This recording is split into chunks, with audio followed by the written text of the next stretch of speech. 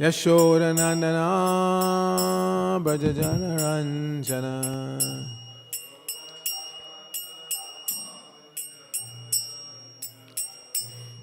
Yashodanandana Brajajana Ranjana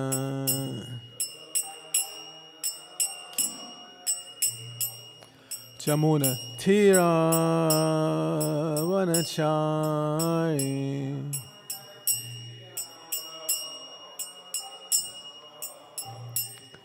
Yamuna Tira Vanachari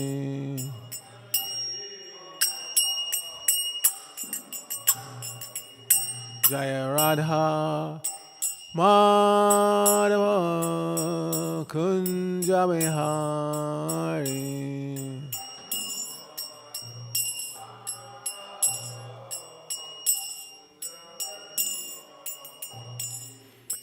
Gopi Janavallabha Girivaradari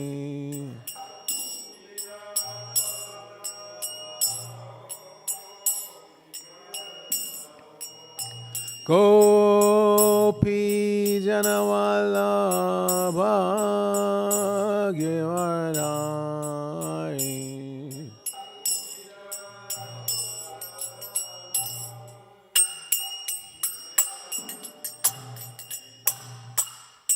Yashodanandana Brajajana Ranjana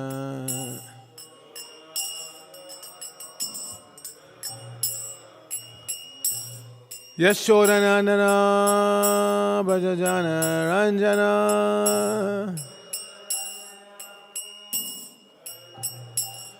Jamuna Tira Vanachari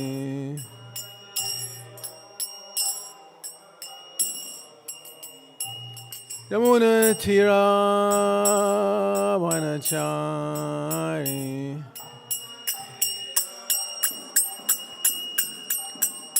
Jaya Radha Madhava Kunja Vihari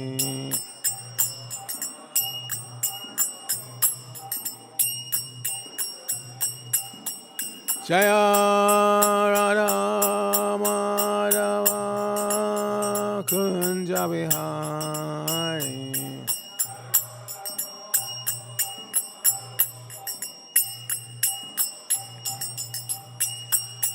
Jaya Radha Govinda Radha Govinda Radhe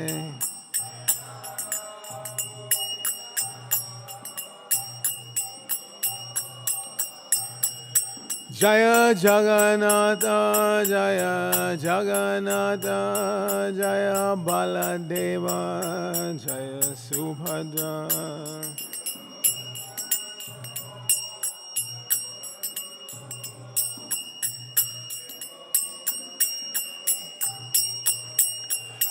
Jaya Giri Govardhan Giri Govardhan Giri Govardhan Jaya Giri Govardhan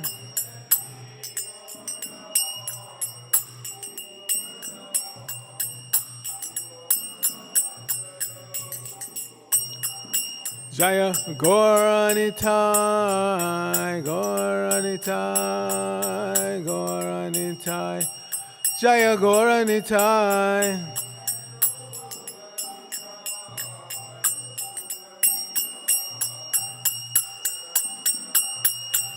Jaya Jaya Prabhupada Prabhupada Prabhupada Jaya Prabhupada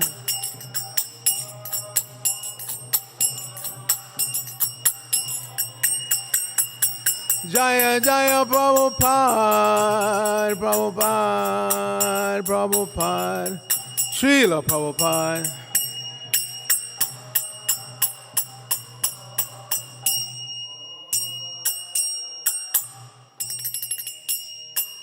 Gaur Premanandi, Hari Hari Bol, Jai Om Vishnupad, Paramahangsa Padavajak Acharya Arcita Sri Shrimad, ISKCON BBT Pondacharya Divine Grace, A.C. Bhaktivedanta Swami Maharaj Prabhupada Ki Jai.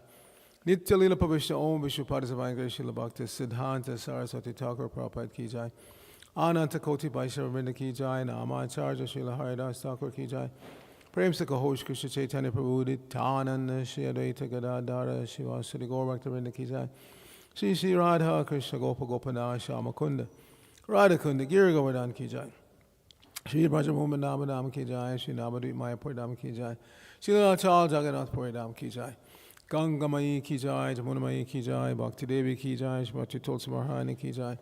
The most beautiful Lordship Shri Shri Radha Govinda Ki Jai, Shri Shri Jagannath Baladev Subhadra Ki Jai, Shri Giriraj Govardhan Ki Jai, Shri Shri Gauritai Ki Jai, Samabeta Bhaktivinoda Ki Jai. Going back to home, back to Godhead Ki Jai, ISKCON, New York Yatra Ki Jai, Brihad Mridanga Transcendental Book Distribution Ki Jai, International Food for Life Transcendental Prasadam Distribution Ki Jai, Shri Harinam Sankirtan Ki Jai, Nityaya Gaur Premanandi, Hari Hari Bon. All glories to the assembled devotees, all glories to the assembled devotees, all glories to the assembled devotees, all glories to Shri Shri Guru and Gauranga, glories to Srila Prabhupada.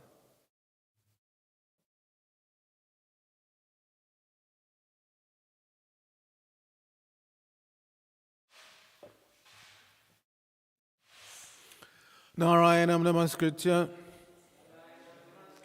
Naram Shaiva Narotamam Deving Saraswatim Vyasam Tato Jayamutirayat. Before reciting the Srimad Bhagavatam, which is our very means of conquest, let us offer respectful obeisances unto the personality of God and Lord Narayan, unto Narayan Rishi, the supremest human being, unto Mother Saraswati, the goddess of learning, unto Srila Vyasadeva, the author, and unto Srila Prabhupada, who is the translator, commentator, and our spiritual master. Nashta Prayeshu Bhadreshu Nityam Bhagavata Sevaya Bhagavati Uttama Shloke Bhaktir Bhavati Naishtiki. By regularly attending classes on the Srimad Bhagavatam and by rendering service unto the pure devotee, all that is troublesome to the heart is almost completely destroyed, and loving devotional service unto the personality of God, whose worship with transcendental songs becomes established as an irrevocable fact. Om Namo Bhagavate Vasudevaya. Om Namo Bhagavate Vasudevaya. Om Namo Bhagavate Vasudevaya. So we're continuing our reading from the fourth canto of the Srimad Bhagavatam. This is chapter 12, entitled Dhruva Maharaj Goes Back to Godhead, and today's text is 17, right? Yes. Brahma Samhita meter works for this. Tasyang Vishuddha Karanak Shiva Varbhikaya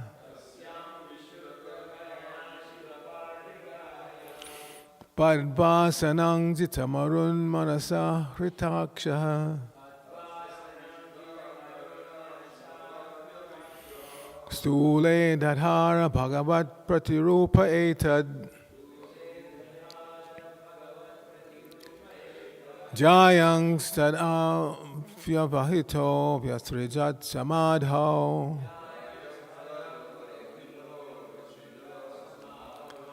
Tasyang Vishuddha Karanak Shiva Varbhigahya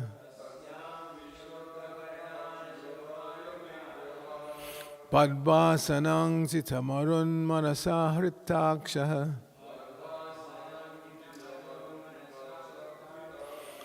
Stule Dadhara Bhagavat Pratirupa Etad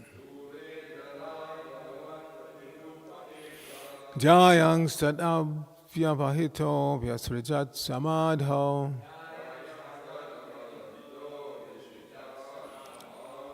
Tasyang Vishuddha Karanak Shiva Varbhigahya Badvasanang Jitamarun Manasa Hritakshaha Stule Dadhara Bhagavat Pratirupa Etad Jayang Sadavyavahito Vyasrijat Samadho. Please chant.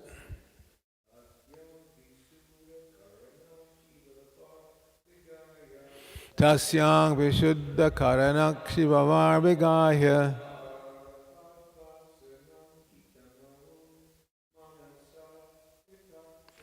Badvasanang Jitamarun Manasa Hritakshaha.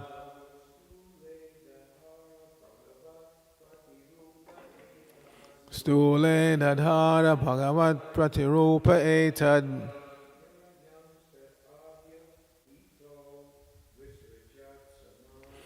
Jayang Sat Avyavahito Vyasrijat Samadho.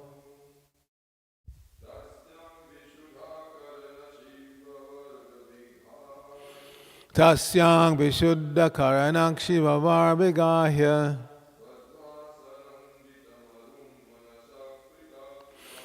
Badvasanang Jitamarun Manasa Hritakshaha. Stule Dadhara Bhagavat Pratirupa Etad.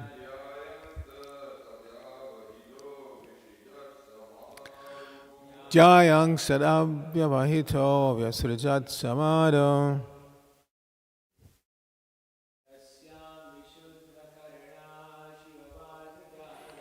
Tasyang Vishuddha Karanak Shivavar Vigahya.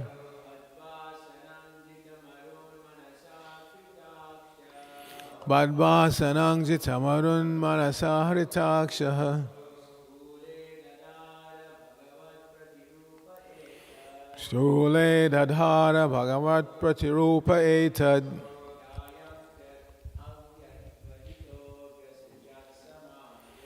Jayang Sadavyavahito Vyasrijat Samadho.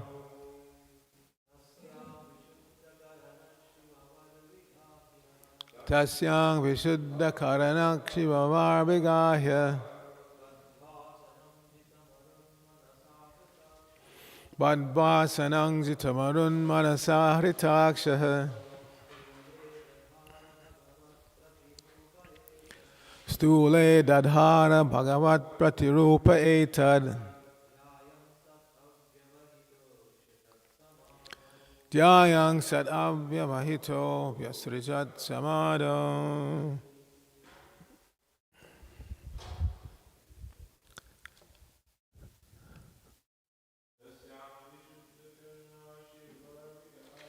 Tasyang Vishuddha Karanak Shivavar Vigahya.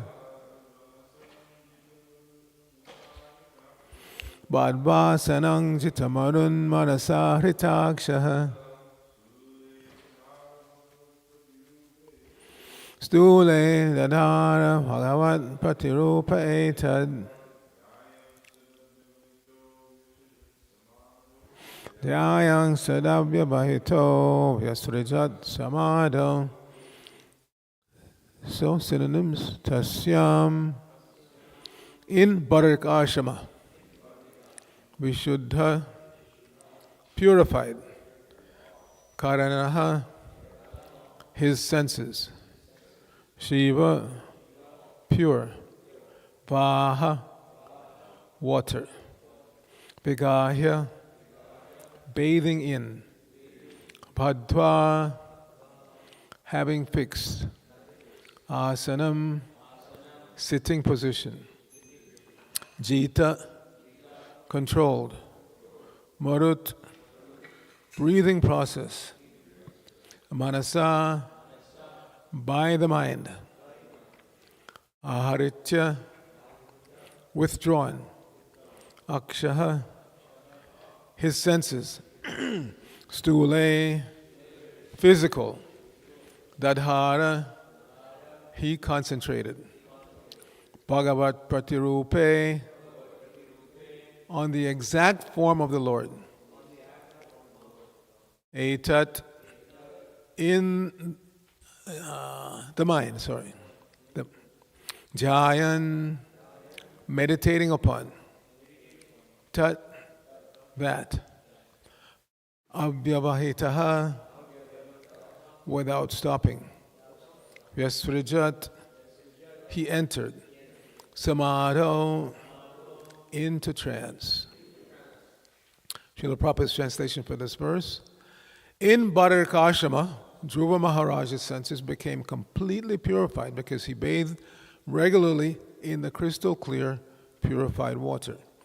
He fixed his sitting position and by yogic practice controlled the breathing process and the air of life. In this way, his senses were completely withdrawn. Then he concentrated his mind on the Archa Vigraha form of the Lord, which is the exact replica of the Lord, and thus meditating upon him, entered into complete trance. Please repeat. In Bhadarkashrama, Dhruva Maharaj's senses became completely purified because he bathed regularly in the crystal clear, purified water. He fixed his sitting position and by yogic practice, controlled the breathing process and the air of life. In this way, his senses were completely withdrawn. Then he concentrated his mind on the Archa Vigraha form of the Lord, which is the exact replica of the Lord, and thus, meditating upon him, entered into complete trance. Srila Prabhupada's purport. Here is a description of the Ashtanga Yoga system to which Dhruva Maharaj was already accustomed. Ashtanga Yoga was never meant to be practiced in a fashionable city. Dhruva Maharaj went to Bhadarkashrama and in a solitary place alone, he practiced yoga. He concentrated his mind on the Archa Vigraha, the worshipable deity of the Lord, which exactly represents the Supreme Lord, and thus thinking constantly of that deity, he became absorbed in trance. Worship of the Archa Vigraha is not idol worship. The Archa Vigraha is an incarnation of the Lord in a form appreciable by a devotee. Therefore, devotees engaged in the temple in the service of the Lord as Archa Vigraha, a form made of sthula, material objects such as stone, metal, wood, jewels, or paint. All of these are called sthula, or physical representations. Since the devotees follow the regulative principles of worship, even though the Lord is there in his physical form, he is non-different from his original spiritual form. Thus, the devotee gets the benefit of achieving the ultimate goal of life, that is to say, becoming always absorbed in thought of the Lord. This incessant thought of the Lord, as prescribed in the Bhagavad Gita, makes one the topmost yogi. Srila Prabhupada Ki Jai. Nama Om Vishnu Padaya Krishna Prishtaya Bhutale Srimati Bhaktivedanta Swamini Tinamine Namaste Saraswate Deve Gauravani Pacharine Nirvashesha Shunyavadi Paschachadeshnarine Om Agyana Timirandasya Gyananjana Salakaya Chakshur Unmilitam Jaina Tasmai Shri Gurave Namaha Shri Chaitanya Manobhishtam Shampitang Jaina Bhutale Swayam Rupa Kadamayam Dadati Swa Padantikam Vandeyahang Shri Guru Shri Yuttapada Kamalam Shri Gurun Vaishamaksha Shri Rupam Sagajatam Sahagana Ragana Tanvatam Tang Sajivam Sadvaitam Savadutam Parijana Sahitam Krishna Chaitanya Devam Shri Radha Krishna Padan Sahagana Lalita Shri Vishakanvatangsha Hey Krishna Karana Sindhu Dina Bandho Jagatpate Gopesha Gopika Kanta Radha Kanta Namosate Tapta Kanchana Gourangi Radhe Vrindavaneshwari Vishavanu Sute Devi Pranamami Hari Priye Vancha Kalpatarubhya Shah Kripa Sindhu Bevacha Patitanang Pavanebhyo Vaishnavebhyo Namo Namaha Jai Shri Krishna Chaitanya Prabhu Nityananda Shri Advaita Gadadhar Shivasari Gaur Bhaktivinoda Hare Krishna Krishna Krishna Hare Hare Hare Rama Rama Rama Hare Hare. So Dhruva Maharaj,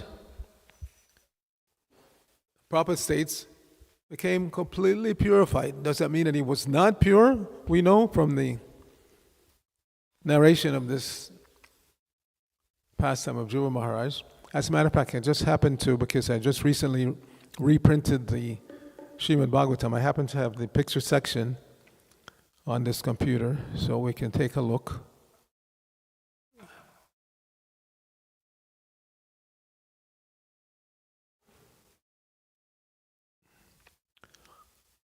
Here is where it started, when Suruchi insulted Dhruva, telling him that he didn't belong on the lap of his father. Who was his father? Uttanapad, yes. And the brother of Uttanapad is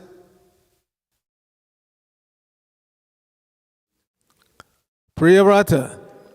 On Sunday I gave the talk in ISKCON, Long Island, Freeport. I spoke on the first verse of the Damodar Arcita. And in the course of speaking on that verse, I was making the point that this devotee, Satyavrata Muni, he starts out by Nama Ishvaram. And if we look at all the glorious prayers by great devotees, they always start out by stating the Lord's position as Ishvara, like Kunti. So I mentioned Kunti. Namaste Purusham Tvaryam. Ishvaram Prakate Param. So this Ishvara is always there.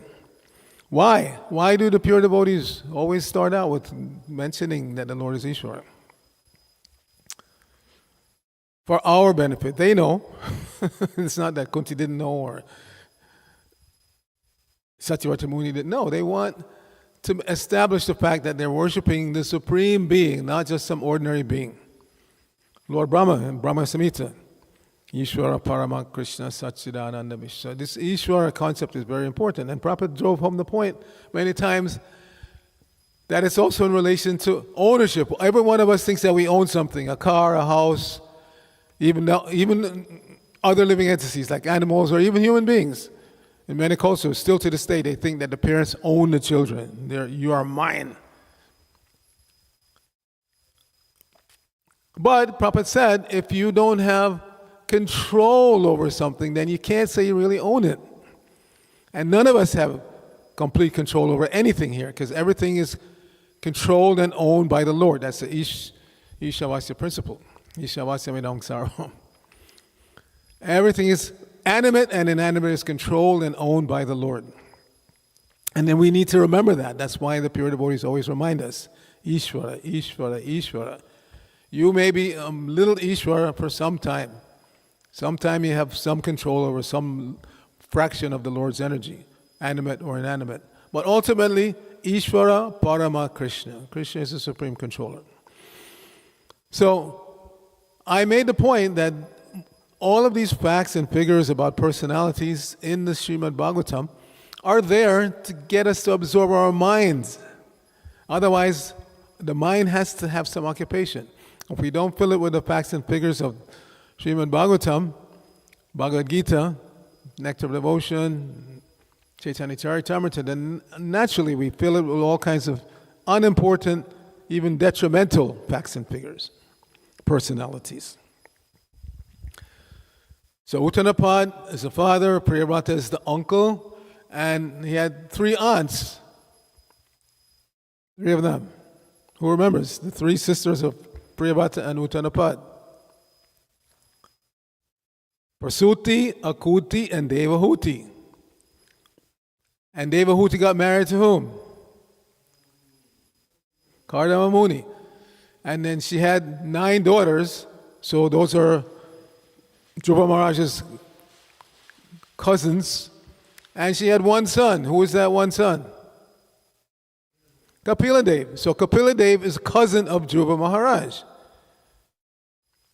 So one may wonder, if his cousin is Kapila Dev, incarnation of God, why did he need to have Narad Muni be his guru? Why didn't Kapila Dev come and instruct him? So looking at the Srimad Bhagavatam narration, it's not clear whether they were contemporaneous. It's not clear whether Kapila Dev was born before Dhruva or vice versa. You can't figure it out, at least I can't figure it out just by reading the Bhagavatam. So that may explain why Kapila Dev didn't come to instruct his cousin. Maybe because Priyavrata and But Uttanapad, generally speaking, everybody wants a male heir first, especially in Kshatriya families. So perhaps Dhruva was born before Kapila Deva appeared. I don't know. There may be some source somewhere, but just reading the narration in the Bhagavatam, it's not clear. So anyway, we know Suruchi insulted him and then told him he had to take birth again from her womb. And then his mother said, then you have to go to the forest.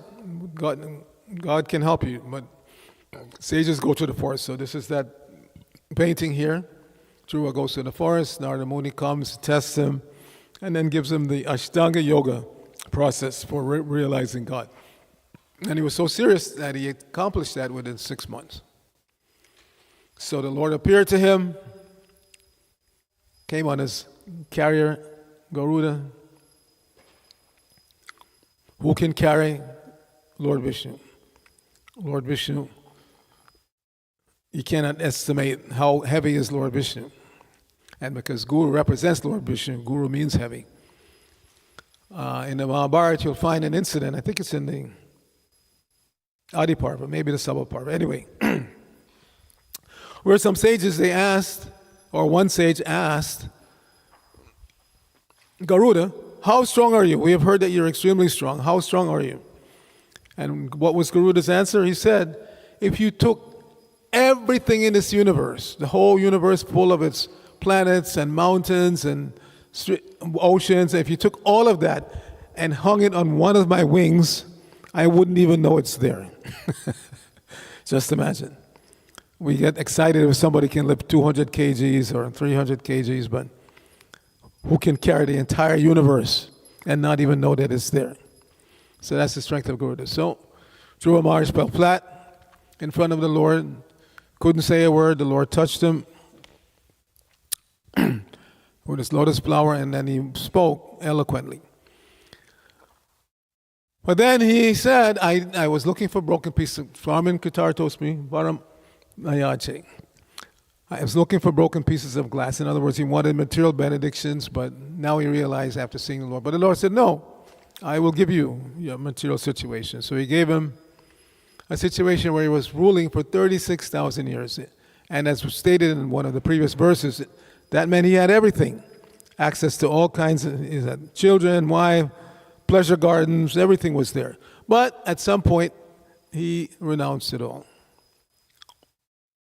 And it's stated that he saw them as manifestations of the Lord's illusory energy. So, Dhruva Maharaj is a pure devotee. Is he confused? Is he thinking that his wife, his children are all Maya?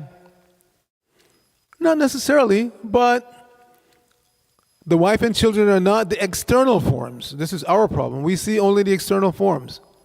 We say to each other, hey, I see you. No, we're not seeing each other. We're not even seeing ourselves. In this lifetime, is there anybody here who can say they've actually seen themselves? No, we look in the mirror and we see the current manifestation of this particular incarnation, this particular body. As it goes through its inevitable changes. 10 years ago, the face you were looking at didn't look like this one that you're seeing right now. Still, you were thinking that that's me. What to speak of, most of us here are over 20 years ago. What to speak in my case, 70 years ago. The face I was seeing in the mirror is definitely not the face I'm seeing in the mirror now. But if we're not self-realized, we're thinking every time we look in the mirror, that's me. No, it's not. So we haven't even seen ourselves. How can we say we've seen anybody else? But Dhruva Maharaj was not bewildered. He knew the wife, the children, their spiritual souls. However, they belong to Krishna. They belong to Krishna. And this is where the tendency for fall down comes in, because again, when we come in contact with the Lord's energy, animate or inanimate, we're thinking it belongs to us. My wife, my children. Pungsak Sriya Mitinu Baba Etat. Tayomato Ridaya Grantingash.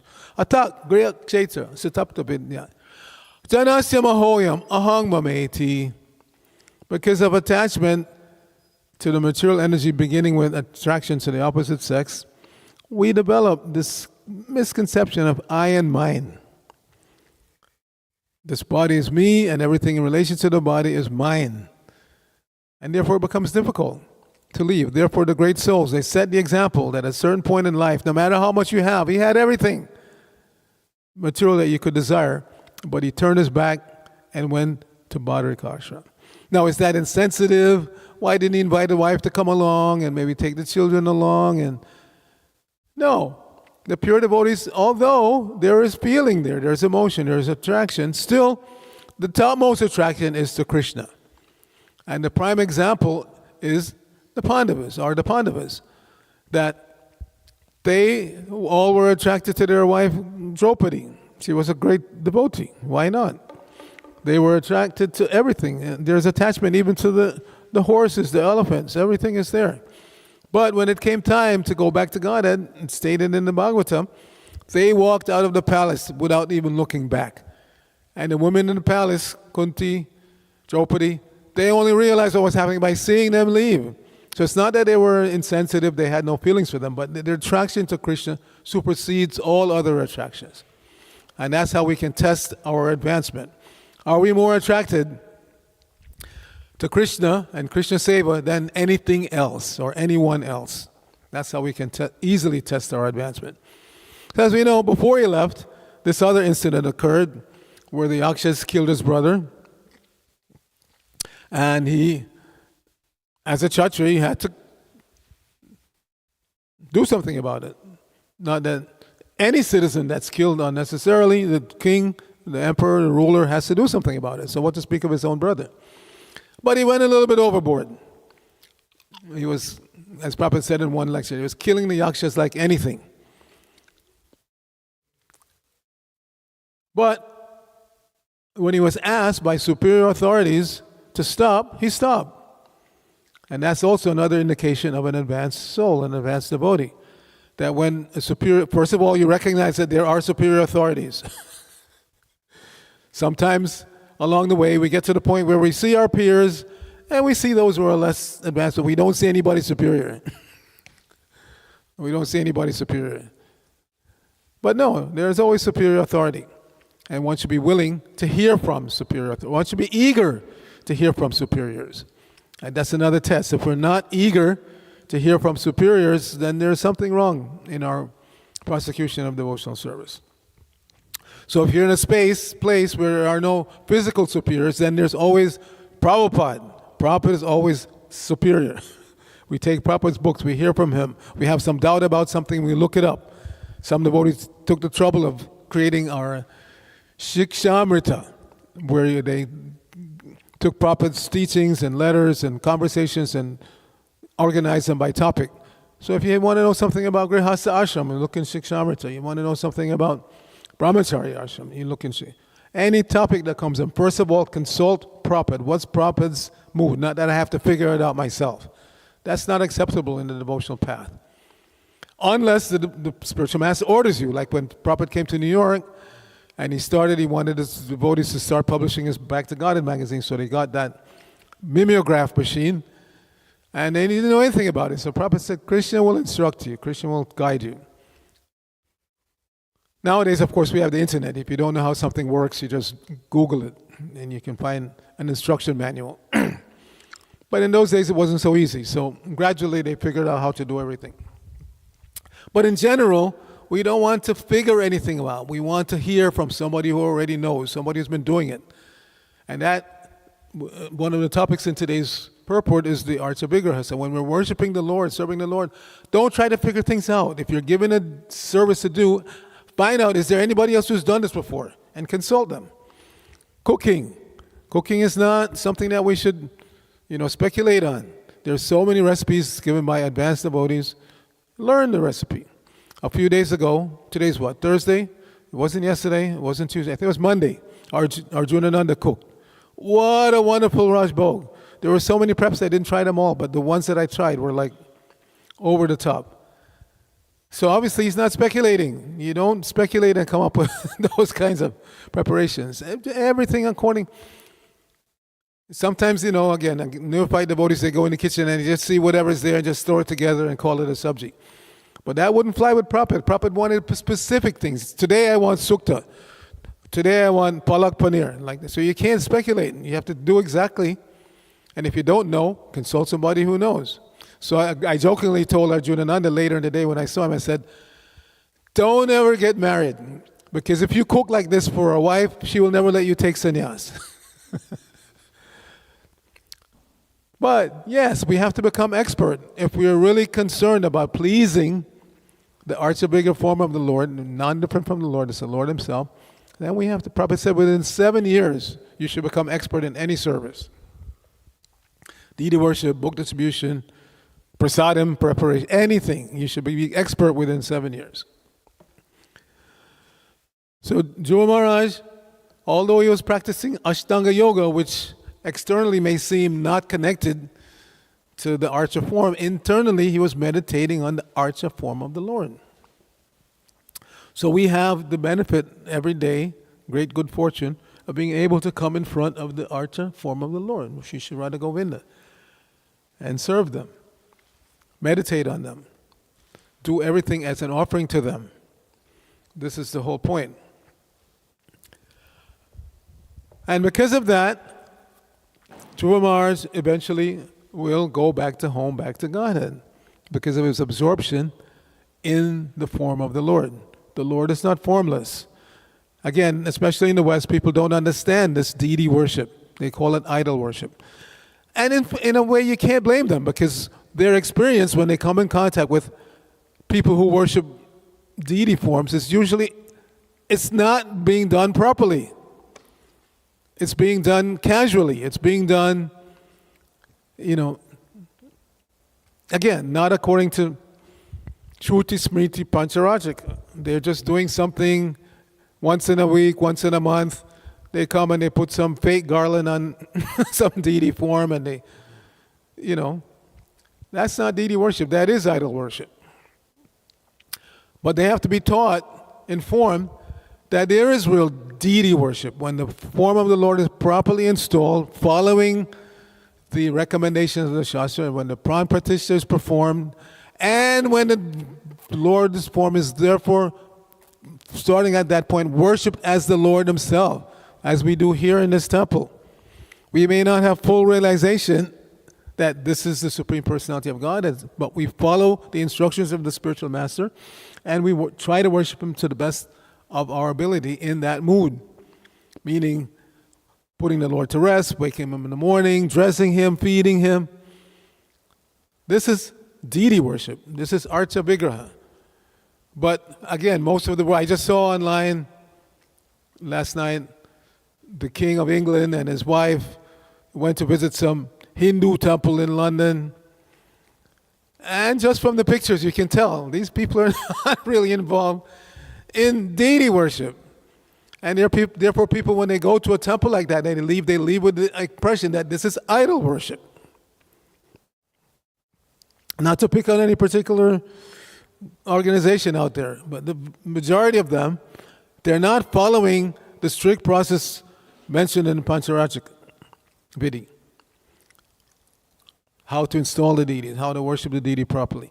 And in this age, worship of the deity means there must be chanting of the holy names. So if you establish some beautiful temple, and there are many of them out there, beautiful marble temples and huge marble deities, but there's no chanting, there's no Bhagavatam class, there's no chanting of the holy names. Therefore, it's questionable what they're doing. So we're very fortunate. We've come in contact with His Divine Grace Srila Prabhupada, who gave us what Prabhupada said: if you don't preach, if you don't spread Krishna consciousness as is desired by the Supreme Lord, Sri Chaitanya Mahaprabhu, then this Archa Vigraha will become Galagraha. Galagraha means a stone around the neck. Prabhupada said, you'll start wondering, why my Guru Maharaj gave me this burden to worship this deity every day. If we don't preach, preaching means, first of all, you have to purify, and then you can help to purify others. So if we don't care about our own purification, how in the world will we be concerned about purification of others? So we have to follow strictly the process for purification. following the Four Agreed Principles, chanting the Hare Krishna mantra according to numerical strength, not whimsically. I met one devotee one time, not so long ago, not yet initiated, but he was very proud that he chants 20 rounds. I said, you chant 20 rounds every day? Then he had to be honest. Some days I chant 20, sometimes I don't chant any. So that's not good. Not that some days you probably chant 20 rounds and then you go for a few days without chanting any rounds. No, Prabhupada said you must chant those 16 rounds every day. And you know that famous interaction where one temple president said to Prabhupada, Prabhupada, sometimes I'm so busy I can't finish my rounds. Prabhupada said, okay, finish the next day. But Prabhupada, even the next day, Prabhupada said, no, you find time to eat and sleep. You must find time to chant your 16 rounds. So this is serious. Brata. One must worship the deity and follow the spiritual master according to a brata, a vow. Vows. We take vows. So Dhruva Maharaj, obviously, from the beginning of his life, because he's coming from, again, as we mentioned, a high-quality family. His father is Uttanapad. Who's Uttanapad's father? Swayambhuva Manu. So his guru, Narada Muni, is actually his granduncle, because he's the brother of Swayambhuva Manu. They're both sons of Brahma. So Dhruva Maharaj is coming from a high-class background in Satya Yuga, where everything was practically perfect in terms of the mentality and occupation of the people at large.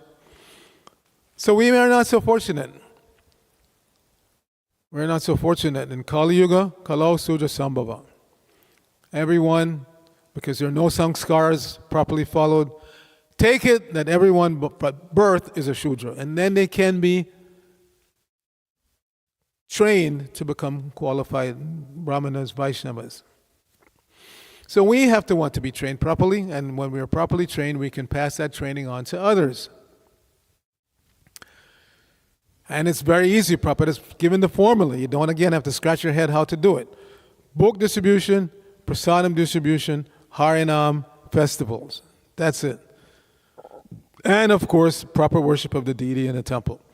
We do these things and people will be attracted. And proper worship of the deity in the temple includes distributing prasadam in the temple. Not that you just go out to distribute prasadam. Prabhupada wanted prasadam to be always here in the temple. Whenever somebody comes, Prabhupada said, they should be given some prasadam, no matter how small, something. And he said in one instance that if there is nothing available, within 15 minutes you should be able to make puris and eggplant sabji. Offer it and give it to the guests. Because this is what they'll be attracted by. If every time they come to a Hare Krishna temple in ISKCON center, they get some nice prasadam, it keeps them coming back over and over again. And eventually, because it is pure, prasadam is pure, and that pure prasadam has a purifying effect. If we don't believe that, then why are we chanting this prayer every morning? Sharira Vidyajal Jadendya Taikal, Jiva Pale Vishaya Sagare. Tarmaji Divashi, Lova Moisiru, Takijita Katinas.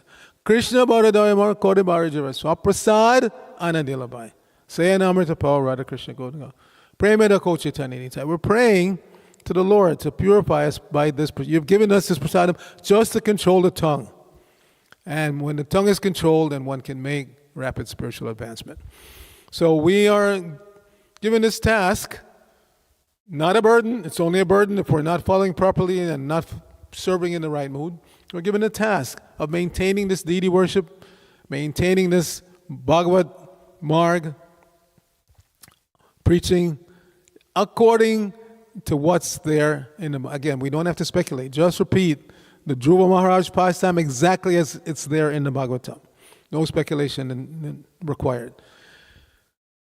So Dhruva Maharaj will eventually go back to home, back to Godhead. And again, it's not that he didn't care for his wife and children, but he understands that every soul belongs to Krishna and not to me, so the wife and children don't belong to me. And by the mercy of the Lord, because he is a pure devotee, it's guaranteed that his offspring, generations in the future, they will also go back to Godhead. So we'll stop here. Are there any questions, comments? Yes, please. We need the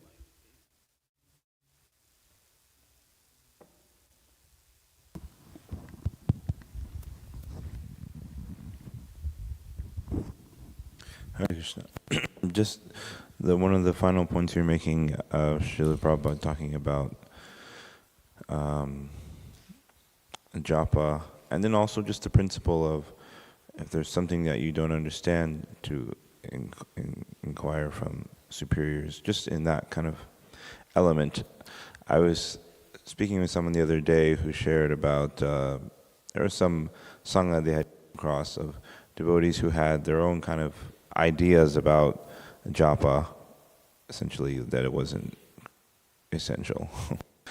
And so I was thinking about how, on the one hand, we can say, like you told the devotee, I'm so busy, so we may have some sincerity, but we have, for whatever reason. But on the other side, there's like the willful compromise on the idea that we have some other, understanding of our own speculation of ways to practice devotional service. So I guess my question is, bhakti is independent, and yet also there is a process to be followed. So how to understand, because we come across many different types of thought in this regard. I know I've come across many different kinds of understandings of what is principle and what is detail. And so many devotees can become swayed by these kind of like sentimental approaches to devotional service, where they feel that they can absolve some of their responsibility to their devotional life. So I'm curious what your thoughts are on that, because bhakti is so expansive, and yet also there are, as a process, at least for us as Gaudiya Vaishnavas, to be followed. Excellent question. We, as members of the International Society for Krishna Consciousness, are supposed to be Prabhupada Anugas. So on any topic, japa, how to practice anything, Prabhupada has spoken elaborately and over again. One can just do a little research on the database, or just go to the Shikshamrita, as I mentioned earlier, and you'll find so many statements Prabhupada made. However, he also recited a Bengali proverb, Bhajan Kora, Sadhan Kora, Mortya Jangle Hai. Your bhajan and your sadhan will be tested at the time of death. So, if we want the best results, the best approach is to follow exactly what Prabhupada gave. But others are free to do what they want, and their approach will be tested at the time of death. However, there is a difference between living in a temple and living outside. If you live inside a temple, and you must follow the way of practice given by Srila Prabhupada. Srila Prabhupada's temples, he said, they're places from which we send out our soldiers to drop the bombs of these books on them. So in order to follow Prabhupada's mood, we have to follow Prabhupada's instructions of how to live in a temple. Those who live outside, they're free to approach any way they want. And their approach will be tested. They may be successful, maybe not. There are three kinds of perfected beings. The Nitya Siddha, who has never fallen from the spiritual world, never left the spiritual world. I don't like the word fallen, because nobody actually falls. It's by your free will that you leave. So those who have never left the spiritual world, the spiritual perfection of serving Krishna without break. Then there are those who left the spiritual world, they came to the material world, and then by sadhan, they become perfect. Sadhan Siddha. So Nitya Siddha, sadhan. But then there's also Kripa Siddha. Those who didn't exactly perfectly follow sadhana, but by the mercy of the Guru or Krishna, they're still brought back to the elevated, perfect state. So we can't bank on that. Prabhupada said that's like banking on getting an honorary degree. You may, because of just your status in life, be given an honorary degree from some university, but you can't bank on that. The normal way is you go, you put in the hard work, and they give you the diploma. So that's our approach. We're supposed to be sadhakas. We're following sadhana bhakti. And if we follow it properly and perfectly, meaning pleasing the spiritual master by our attitude, then one can be elevated to the Raganuga platform and then ultimately going back to home, back to Godhead. But again, those who are not following strictly or coming up with their own approach, because bhakti is independent, fine. Bhajan Kora, Sadhan Kora, Morcha Jangli Hai. Your approach will be tested at the time of death. We hope, for your sake, that you're allowed to go back to Godhead, but we know not everybody is so successful, and some of us, or some of them, or so many will have to come back and pick up where they left off and try to get it right. All righty, anything else? Yes, Harai Pran Prabhu.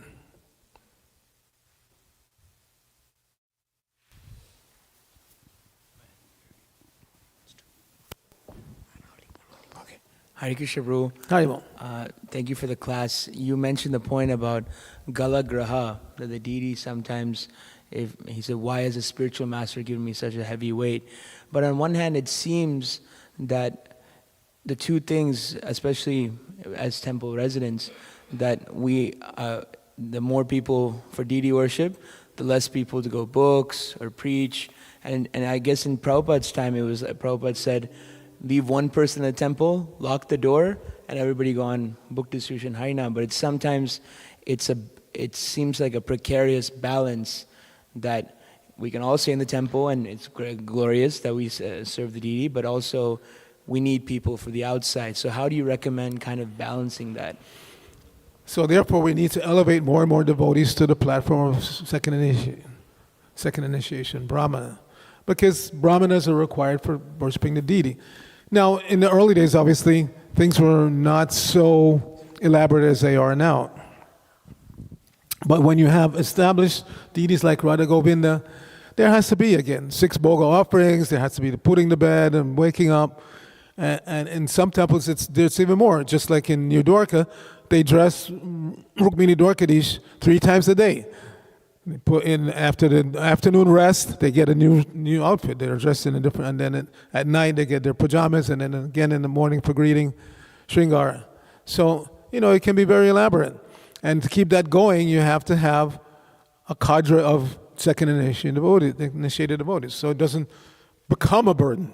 Because unless you're on a pure platform, yes, it can become a burden. It can be. And, you can run into what's called crisis management, where you got so many things to do and not enough people to do it, so it becomes a crisis, because it becomes too much on a handful of devotees. So that's why proper management is required. Management requires, experience, so that you can see the trend of what's happening and try to prepare in advance. But generally speaking, we're supposed to not keep everybody just in the first initiated status. As far as possible, keep pushing them forward. Well, you're giving Bhakti Shastri, so you can be qualified to move on to the next level. So that's Prabhupada's mood. Don't keep them, first of all, don't keep them as Sudras. Give them a first initiation. Get them to commit enough so they can be given first initiation. And after they get that, get them to make further progress to the next level. And if you're living in a temple community where you have, almost everybody in the temple is not only second initiation, but given some training in deity worship, then it's not such a problem. That way, if Natabar has to go to India for a couple of weeks, somebody can cover his service. Otherwise, it becomes a burden. Then he feels, I can't go anywhere. I have to, that becomes a problem. So that's where management comes in. You have to have managers who have the foresight to see exactly what's required to cover all the services in the temple, and at the same time keep the preaching spirit going, where we have devotees going out to Harinam, home programs, big festivals, all of that has to go on. However, we have changed from a mostly monastic society where you had 100 brahmacharis when I joined on Henry Street, 100 brahmacharis living in the temple, to a society now where we have just a small amount of devotees living in it. So you have to cultivate your congregation. You have to get your congregation to pitch in as much as possible. I noted, first time it was driven home to me, Yamaraj and we drove cross country from San Diego to Alachua when we moved the BTG office from San Diego to Alachua. And on the way we stopped in as many temples as possible. So we stopped in Houston Temple. In those days, it was before the big temple what's now the restaurant was the temple. But they had the same deities, Radha Kalachandji, huge deities as you can see. So they required a lot of service. But there were only like 3 or 4 devotees living in the temple. But because of Tamal Krishna Maharaj's insistence, they had cultivated the congregation in such a way that even though they were working, we stayed there for a few days and we were like, wow. At about 11 a.m., some car would pull up and somebody would jump out and run and take a shower, put on a sari or dhoti, go and cook and go and do the noon offering and do arti like that. All day long it was like that. Because first of all, they're initiated, And even though they're living outside and they have jobs, they're trained in such a way that they take on some responsibility for temple service. So that's another thing that managers have to do. You always have to cultivate your congregation to get them initiated, get them second initiated, and get them to commit to some responsible seva. That's always possible, but you have to, if we don't want it, if we don't try for it, we're not going to get it. Generally speaking, people in Kali Yuga don't come forward so easily. They have to be pushed a little bit. So that pushing, you have to be expert. How to push in such a way that they don't get mad at you and not want to come around, but at the same time that they're not so lazy that they don't do anything. That's proper management. To get your congregation, it's essential now, because it's not like the old days, again, when you had 100 devotees living in the temple. When you have only a handful, you have to push your congregation forward to get initiated, to get second initiation, and to come and do regular seva in the temple. Okay, Grantaraj Srimad Bhagavatam ki jai, Srila Prabhupada ki jai.